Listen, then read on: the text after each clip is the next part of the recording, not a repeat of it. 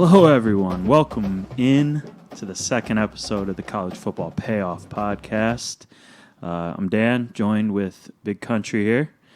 We're back. Football feels like it's back, doesn't it? Yeah, it does. I'm really happy now. I know we got the SEC coming back this week, and I don't know.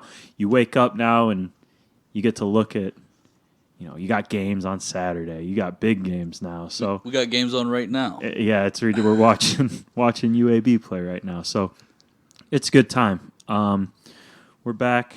I'm gonna try to do better this week. First week jitters. You can chalk it up, but tough week 3 of the college football season. Dan going 2-4 made some of that ground up with a money line sprinkle, though. Myself going 2-3.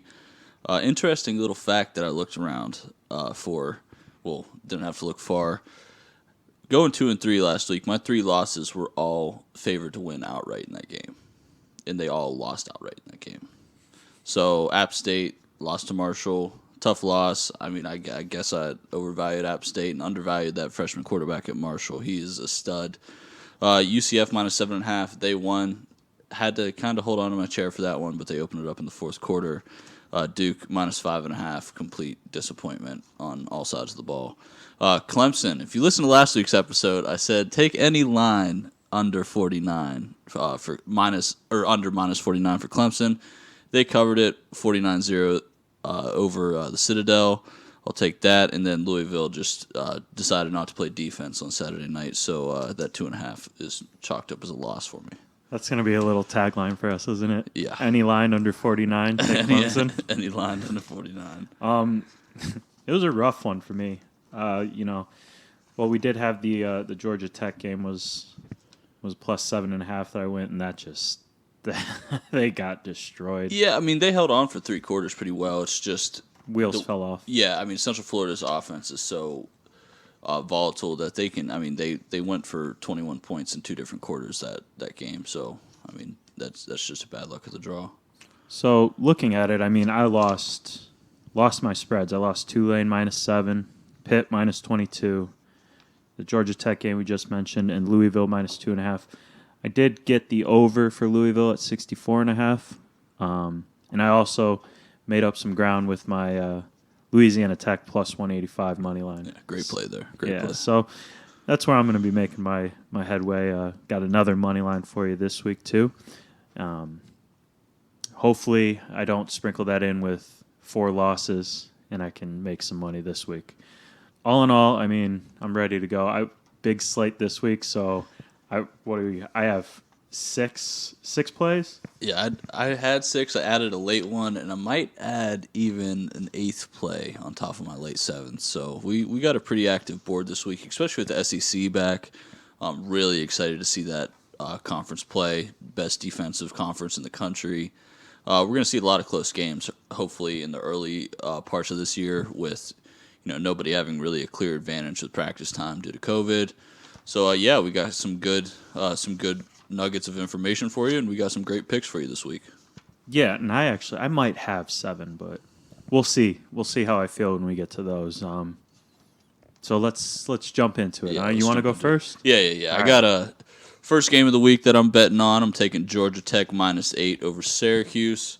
Although Georgia Tech didn't cover last week and ended up ultimately losing to UCF, they did hang in there for 3 quarters really, really well. I was impressed again by Jeff Simmons, that freshman quarterback. He's a raw athlete. I mean, and this play is more of not having faith in Syracuse than it is actually having faith in Georgia Tech.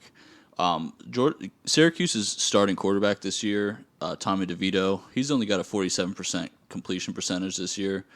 They haven't been moving the ball anywhere. Cuse last week against Pitt only had 171 total yards, and 69 of those yards came on one play for their only touchdown of the game. They were sacked 7 times, so they have a crazy amount of problems on the line, which is going to be tough against that veteran Georgia Tech defense. And, I expect Sims, the true freshman, to improve week to week. He's playing against a lot lesser of competition than Central Florida. I mean, I think that's a team that could be a real dark horse, probably the only Group of 5 team that I've seen outside of Cincinnati that could probably make the playoff by a long shot. This may be his coming out party since Syracuse has had struggles on all sides of the ball, including special teams. And Georgia Tech was hanging with Central Florida again. They were down 28-21 going into the third quarter. They have a lot of people returning on D. I'm staying with Georgia Tech -8 for this week. And I'm not going to play any Georgia Tech. They burned me. I learned my lesson with them, so you're on your own with that one. I'll take it. I'll take it. I like it. It's a fun pick. So we'll start with mine. We're going to jump right into SEC ball. Yeah. I got a couple SEC games here. So let's go with the first one, Florida and Ole Miss. This one, I was sitting Florida 14, favored by 14. But now, the more I look at it, the over-under is looking like the play in this game. The spread all week has been moving in Florida's favor. So it opened at Florida 12.5, and now it's at 14. So couple that with the total also going down from 64 to 57. So that kind of tells me they're expecting this to be a defensive battle, right? Yeah. So I think Florida is going to win the SEC. I think they will. Outright? Yes. Okay. I think Florida wins the SEC this year. I like them in the East. I don't know about the whole conference. I mean, they're a solid team. They have one of the best defenses in the country. All right. They 9th in the nation in total defense last year and 7th in scoring defense. And it's going to make points hard to come by for this Ole Miss team because they are playing with a new head coach, although it is Lane Kiffin, well-known coach. But if your first game with a new coach is against a power team like this, one of the best defensive teams in the country, I don't see you scoring a lot of points. And seeing that point total drop by 7, it tells me low scoring, and it's going to make, for me, I think a 3-possession margin to cover the spread at 14. I think that's going to be tough to cover. If it's going to be, I don't think they win by more than 14, but I do think that this stays under 57. I mean, Florida does have questions on offense. Their offensive line in particular is where you see the problems. They're going to be missing their best offensive lineman, Ethan White. Less of a camp. It's not normal. I think it's more defensive than offensive in this game, so I'm staying away from the line, and I'm going under 57 for this game. Yeah, I like that pick. I mean, I don't have much faith in Ole Miss this year. Not comfortable taking the spread. Lane Kiffin, first year for Ole Miss. Really interested to see what he brings to the program. But just not able to put my faith in him week one. Also not able to put my faith in Florida, even though they're returning a bunch of players. Stay away game for me, but I like to pick. All right. So what do you got next?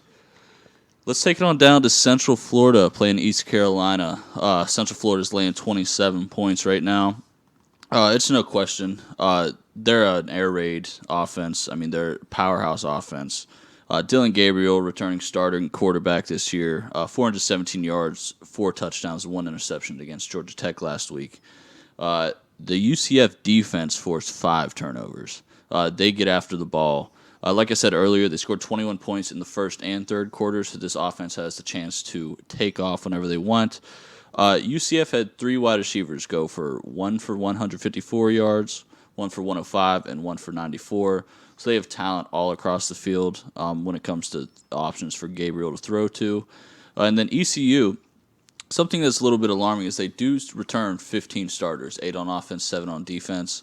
And then they return their quarterback, top 2 running backs, and 3 wide receivers that all caught over 500 yards last year. Although, East Carolina's returning all these guys, it's not like they're returning with any pride or anything. They went 4-8 last season. Very disappointing season. So, with coupled that with UCF blowing the brakes off of Georgia Tech last week, I definitely don't expect East Carolina to be able to keep up with these guys. Give me UCF -27 for this game. I actually do have a play for this game as well. I'm going to stay away from the line, and I'm actually going over 77 Now you see 77, that kind of scares you a little bit, but I think this is going to be the highest scoring game of the weekend in college football. You mentioned Gabriel, 400 plus, 4 touchdowns. I mean, UCF, you just think points with them. Okay, we saw it last week. Just how you said, they destroyed Georgia Tech. They picked them apart, and that game actually hit 70 points. Yes, yeah, it did. I mean, UCF did have 660 total yards last week. I mean, just outrageous. And both teams can move the ball in this game. Okay, ECU's not going to win, I don't think, but they have a better offensive team than Georgia Tech does. Okay, and Georgia Tech, they moved to the spread. It didn't kind of, it's taken some time to gel. ECU moved to the spread last year, and their offense, it skyrocketed. Okay. When they did that, let's see, they were 22nd in passing offense. They put up 288 a game passing, I'm sorry. Their quarterback, Holton Ahlers? Ahlers? Yeah, Ahlers. Yeah, Ahlers. He threw for over 3,000, 21 touchdowns, and he ran for 6. And he also has his 3 top receivers coming back. Yeah. So he's got Tyler Snead, C.J. Johnson, and Blake Pearl. They all put up 4 touchdowns last year. All of them over 650 yards, and all over 50 catches each. So he spreads the ball around. I think this goes back and forth possessions, and each possession does end in 6. Okay? They're going to air raid it, so you're not going to have a lot of chewing of the clock going on. So I say, if you like high-scoring offenses, if you like points being scored in football, put this game on, sit back, get a beer, your popcorn, whatever you want. Take the over 77 and just watch a light show going on. Yeah, I mean, I'm definitely not taking that bet, but I'm leaning towards the over. Currently, I mean, like I said earlier, the only thing that's steering me away from the over right now is the fact that UCF had forced 5 turnovers last week. But with a more seasoned offense like East Carolina, you don't expect that turnover margin to be present in the game. So, to each their own. All right, do you want me to take this next one, or did you want it? No, I got a Texas versus Texas Tech. Do you have a play on that game? No. Okay, well, right off the bat, pretty easy decision. I'm taking Texas minus 18.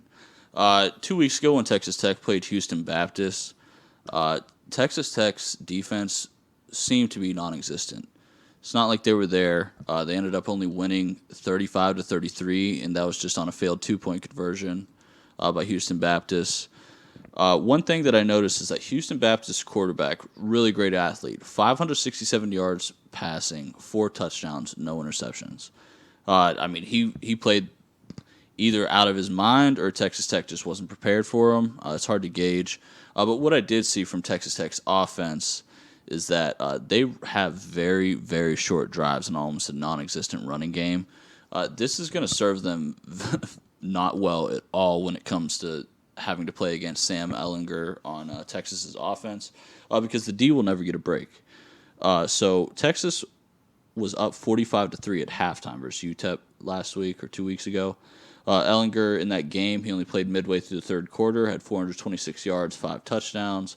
And then aside from the air game, Texas ran for 200 yards on the ground.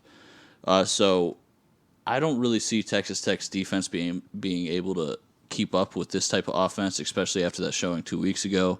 Although each team has had 2 weeks to prepare, I just still think Texas is going to blow the brakes off of them. They also had 9 wide receivers 2 weeks ago with multiple receptions.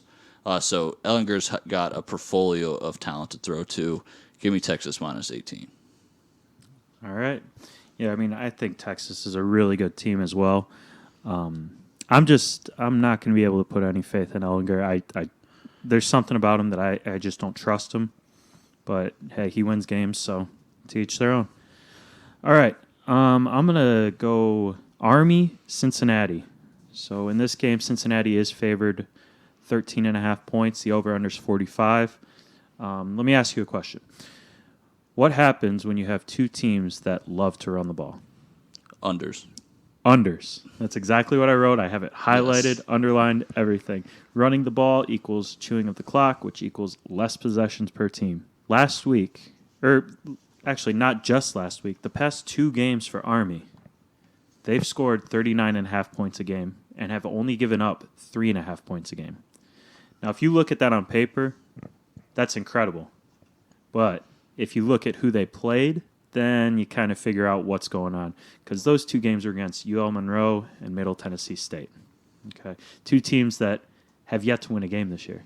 And they might actually not win more than 3 altogether. Yeah. So you can't really look into those scores and put much behind it. But Army is going to be going up against a real team this week, a real defense with Fickle's Bearcats. Yeah. I don't like Fickle. I never will. But, he left Ohio State, went down to Cincinnati, and he's actually done great work. I mean, that's a good school down there. Yeah, that program's been really good for the last 3 years. And last year they had the 35th ranked defense in terms of yards, and they were actually 33rd in rushing defense, giving up only 138 on the ground.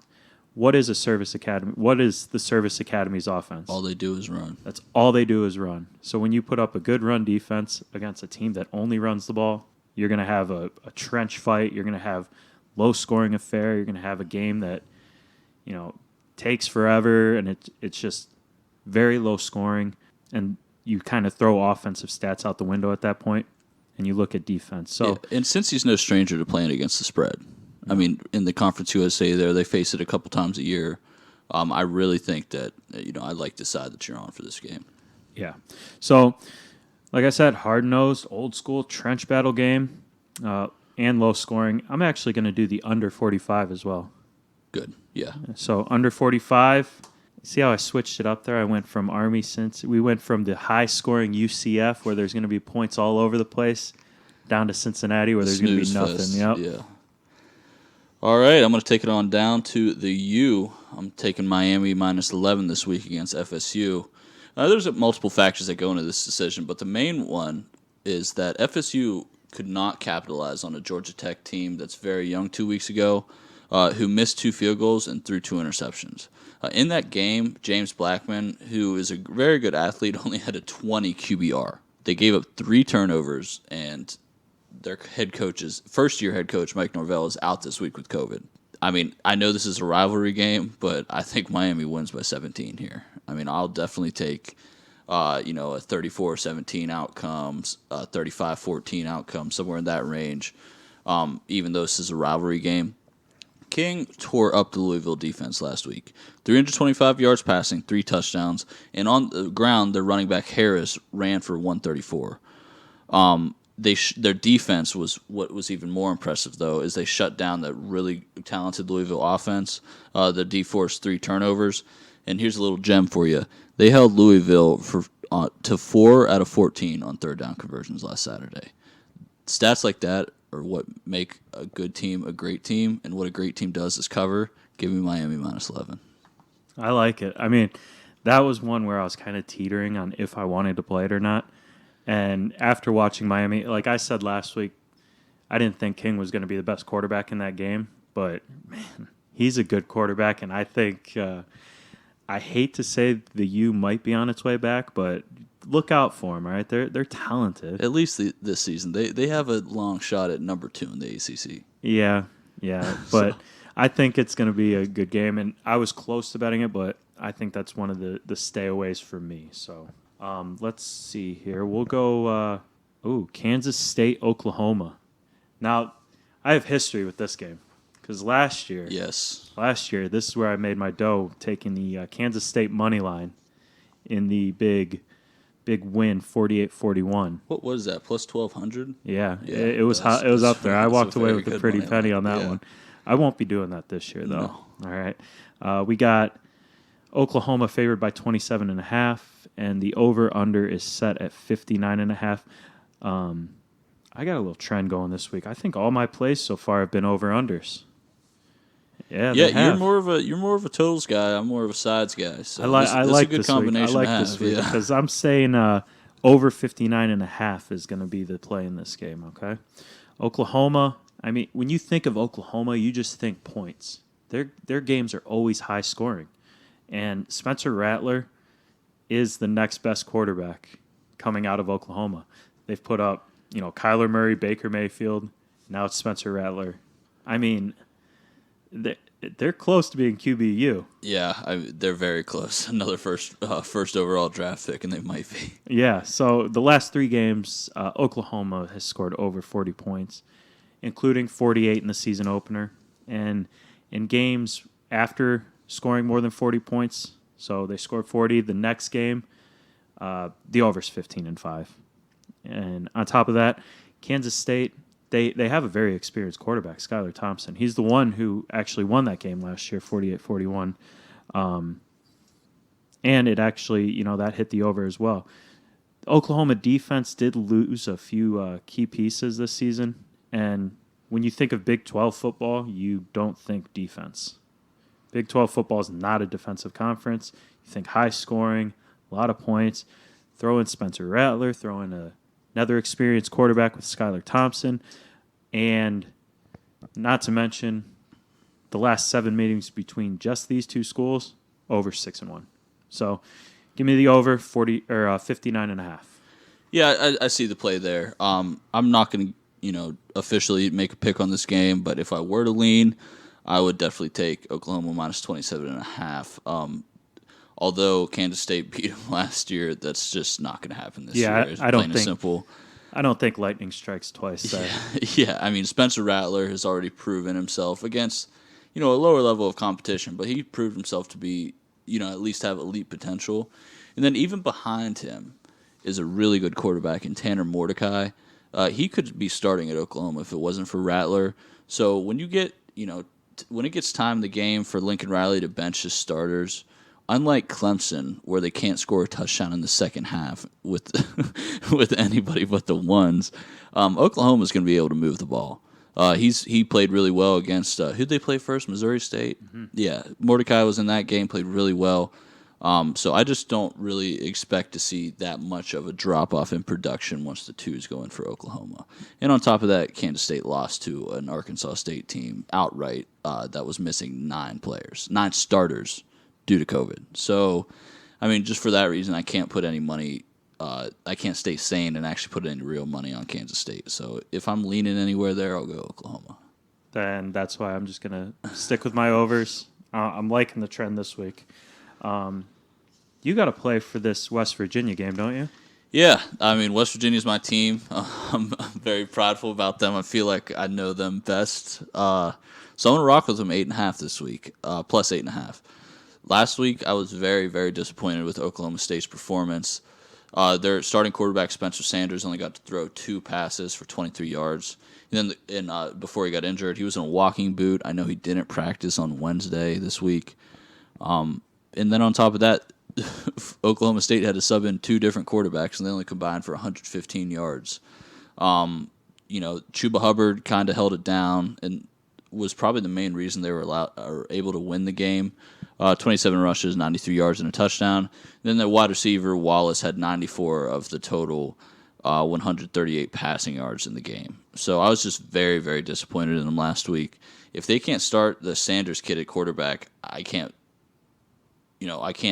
bet money on Oklahoma State.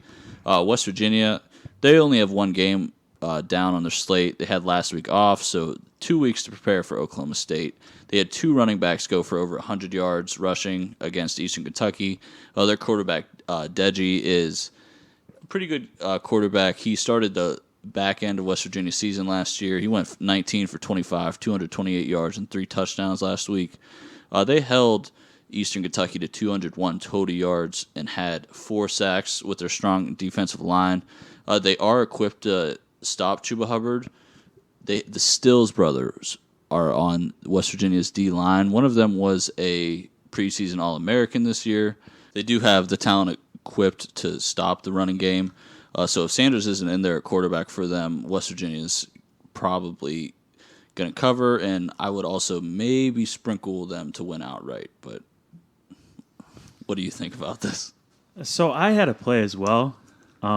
Originally, my play, believe it or not, is with the total, so it's under 52. But originally, I was leaning towards Oklahoma State at -7, and I think we're going to fight on this. I think I'm going to take Oklahoma State -7. Okay, so you like Oklahoma State. You can get them at -7. I can get West Virginia at plus 8.5. So necessarily have to I'll fight. take minus 8.5 too, though. You'll take it minus 8.5? Yeah. All right. Yeah. Chalk it up. All right. So we'll switch that up. So I got minus 8.5 for Oklahoma State and the under 52. Everything that you said is exactly what I had. Okay. The big key is what's going to happen with Spencer Sanders, the quarterback for Oklahoma State. If he does play, you got to think he might not be 100%, right? True, yeah. And that would mean more of a rushing attack, which is why I'm going with the under. Yeah. Because I once I hear running the ball, controlling the clock, that's when I think no points, yada yada. But Oklahoma State has probably the best running back in the country in Hubbard. I don't see Oklahoma State winning in the passing game. I see them dominating West Virginia in the rushing game. I think he picks them apart. He destroys that defense. And I think West Virginia might have a tough time scoring because Gundy's known for his team to bounce back. So in weeks after his team scores 20 or less points, they go 5-0 against the spread. So he's a bounce back motivator. Yeah. He's a man. Yeah. He's 40. So he gets his teams ready to go. He gets them motivated to play. I'm going Oklahoma State -7 and the under or -8.5. I switched it. We'll take 8.5 and the under 52. So we got a little fight going. Yeah. What were we last week? You won the fight, right? I did win the fight. Okay, last so week. I got to even it up here. And we lost the unity. Yeah, so. That's all right. Okay, so since you took that game, you want me to go next, and I can go with. I'll close out my slate with the Alabama-Missouri game. I mean, come on. SEC's back. Nick Saban's back. Yeah. You can't not bet the Alabama game in their first week. Nick Saban, do you think he's going to want to wait to put up a statement win after what happened to his team last year? They didn't make it into the playoff. Yeah. I injury-ridden. Thinking the same exact thing. I didn't have this on my card, but the more I look at it, I think I'm leaning Bama -27. Yeah, that's what I'm taking. Okay, I'm taking Bama -27. I'm breaking the over/under trend. All right, so we do have unity this week. So you want to take Bama -27 then? Yeah, we're taking it together. Add it to my card. I got you. All right, so Bama -27. Let me tell you why.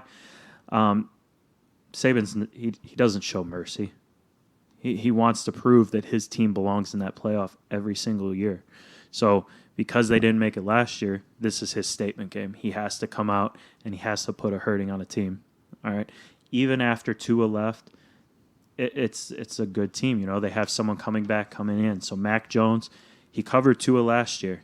All right, so he has experience. He's not a freshman quarterback who's scared to play. He knows the game. He's going to be confident in there. And they're taking on a team that went 6-6 last year.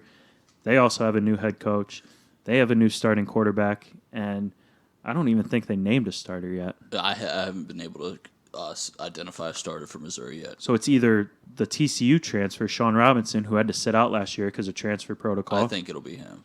Or it's Connor Bazelak, who's a freshman recruit that he's like the future of Missouri. Like they see him as the leader, but would you want a freshman quarterback going in first game against Nick Saban's defense? Yeah, they might take a redshirt year on that kid also. Like Saban's defense is already going to be bringing pressure. He's going to be pressuring the quarterbacks, trying to get the ball back as soon as he can. If he sees a young quarterback in there, what do you think he's going to do? He's going to play games with his head. Oh, my God. He is going to destroy that kid. Yeah. So, and not to mention, their defense held opponents to 18 points last year. Bama, -27. They are 7-1 against the spread in their last 8 on-field turf. See, I got these trends even. And Missouri's 0-5 against the spread in their last 5 on-field turf. Missouri's also 0-7 against the spread in their last 7 conference games and 0-7 against the spread in their last 7 games overall. Bama, -27. I think that's about as easy as you'll get. Yeah, lock it up. I'll take it right with you. All right. All right, I got 2 more plays actually on the night. First one we're going to go to is back down to Lafayette, Louisiana, playing Georgia Southern this week. Louisiana did disappoint last week against Georgia State, but the way I look at it, that was a very, very bad spot for them. A very, very bad spot to bet Louisiana. They just came off of a major upset win over Iowa State. Probably the biggest win in the program's history, to be honest. So they were probably feeling the highs from that and came out a little slow on Saturday on the road against Georgia State, but where they had to force it to overtime to win. But they still had 519 yards of total offense. They're still a crazy good team on the ground. And then, I'm hearing whispers this week that Georgia Southern has been hurt by COVID. You never know. COVID bug. You never know until the players are out on the field if that's, to a major extent or not.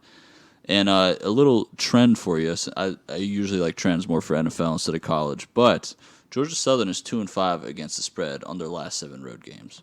So with this little bit of information, you can chalk me up for Louisiana -14 on Saturday. All right. Well, my card's set. All I have is my money line. Do you want me to give that now, or do you want to go again? Give yours, and then I'll finish it up with a little Tennessee, South Carolina action. Tennessee, South Carolina. Yeah. What a coincidence. That's where my money line sprinkle is. Oh, wow. All right. All right. Let's get into it. So far, I'm 1-0 with the money line sprinkle, right? It helped me last week. It bounced me back. It made me feel a little bit better about myself. Yes. Home game. All right? Picture your scenario right here. I'll paint a picture for you. Home game, under the lights. Season opener. 20,000 fans are allowed in this stadium. A whole 22,000. Against a ranked opponent. All the ingredients of an upset. I am 1-0 on this money line spread. Urban Meyer said it best. What's the best part about being 1-0? The chance to go 2-0. Love it. So far, I think I'm on my way. I'm going South Carolina +150 against Tennessee. Upset under the lights, storm the field. All right. I don't hate it at all. Few nuggets from the game for you. South Carolina has a transfer quarterback from Colorado State. It's okay. Now, my play in this game is the under 43.5. Yeah, I am not feeling any spreads. I don't feel confident in any of these two teams. But what I do feel confident in is the ability for these offenses to screw up. The Colorado State transfer starting in South Carolina, he's going to be exposed to a whole new ball game leaving the Mountain West for the SEC. This is where every team in the conference has a good defense. South Carolina finished 4-8 last year under Will Muschamp. And, Tennessee's top 3 receivers are gone. So they aren't returning, too many players that are going to extend the length of the game. Guarantano, the Tennessee quarterback, only threw for 2,150 yards last year and had a touchdown-to-interception ratio of 2-1. And then South Carolina also has a new offensive coordinator. It might take him a little bit to get off the ground. And we all know Jeremy Pruitt, former defensive coordinator for Nick Saban and the Alabama Crimson Tide. He's in year 3 of head coaching at Tennessee. I expect his defense to be in tip-top shape for week 1. Give me the under 43.5 for Tennessee and South Carolina. All right, 43.5 under. I like there's a lot of point totals. It actually looks like we're pretty well balanced here with spread and point total games, right? Between you and me, yeah, I got. That's what I'm saying. Yeah. That's what I'm saying. I got about 6 spreads, 1 under. Yeah, so we got, we're giving the people different flavors. Sure, yeah. You can go out and pick what you want, pick and choose, right? Let me go over my picks. Just a recap here. Florida, under 57. UCF, over 77. Cincinnati, under 45. Oklahoma, over 59.5. Oklahoma State, under 52. -8.5. Oklahoma State, I'm fighting with you on that. Alabama, -27. And then the money line sprinkle to take me to 2-0. Picking the upsets. South Carolina, +150 against Tennessee. I like it. Big country week 4 locks. Give me Central Florida -27. I'll take Georgia Tech -8. Give me the West Virginia Mountaineers +8.5. The Miami Hurricanes -11. Texas -18. Louisiana -14. Bama -27. And the Tennessee South Carolina under 43.5. 8 plays for you this weekend. Let's go 8-0. 8-0. I like it. I like it. Let's do a little. I just want to do better than last week, but hey, football's back, man. We got a lot of plays. It's going to be a nice Saturday on the couch, drinking some beers, watching some football. We're back. Yes. Man. Reminder: it's a marathon, not a sprint. If I go 0-8 this week, I'm not even flinching. I'm going for another 8 games next week. It's a marathon, not a sprint. Check the records at the end of the year. We'll see you next week. Absolutely. Hey, don't forget, like and subscribe on YouTube. We are posting all of our podcasts there for now. We are getting up on Buzzsprout here soon, so we'll be anywhere you can find your podcasts. Be sure to follow the Twitter. You got the handles? Yeah, we got. Make sure you follow Dan at Accountant Bets on Twitter. Follow me at Big Country Bets on Twitter. Follow the pod at CF Payoff Pod on Twitter, and subscribe to us on YouTube at College Football Payoff. There it is. Good luck to you this week. Good luck to you, sir. Hopefully we can bring in some winners and tell your friends. Let's build the community and let's start winning a lot of money here. Let's get paid. All right, for Big Country, I'm Dan. We'll see you next week.